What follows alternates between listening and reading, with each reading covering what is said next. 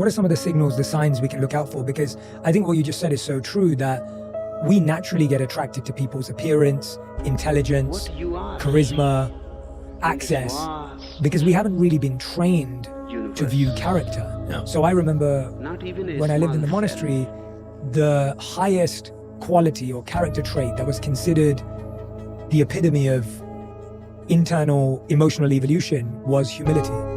And so when you met someone who was humble and you met someone who didn't have false ego, they were considered of high character, and we were trained in order to understand that. But in the modern world, that isn't how the material world works. We're almost attracted to people who can come off arrogant and showboaty. And even if we sense we don't like that, we still believe that person has power.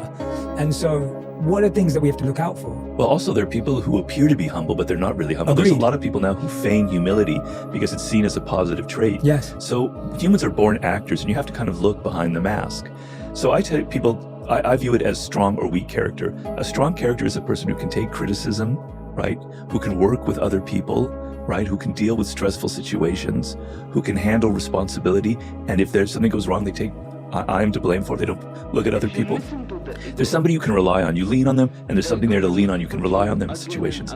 A weak character is somebody who cannot take criticism. That is probably the #1 characteristic, the worst trait, I think, in people, and a definite trait of negativity, is somebody who can't take any kind of criticism, right? They're so defensive. So that means they can get away with anything. They can say anything they want, and there's just like a wall, a shell around them, right? So the ability in a work situation, in a relationship, to take criticism and be able to use it constructively is an incredibly useful and powerful trait to me that reveals strong character.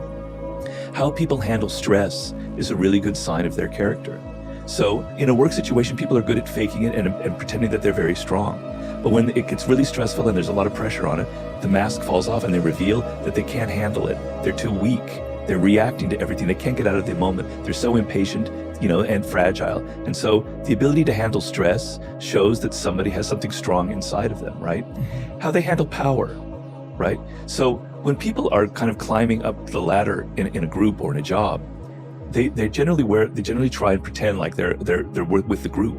But once they have power, that all falls off, and they can become abusive, and they feel like they can get away with any things that they couldn't get away with before. They treat people below them miserably, etc. So when people have power, how do they handle it? Are they responsible? Do they suddenly become somebody different, or do they maintain the character that they had beforehand, right? What kind of partners do they choose? Do they choose a spouse, a husband, a girlfriend, etc.? Somebody that they can push around, somebody that's inferior to them so that they can feel better about themselves?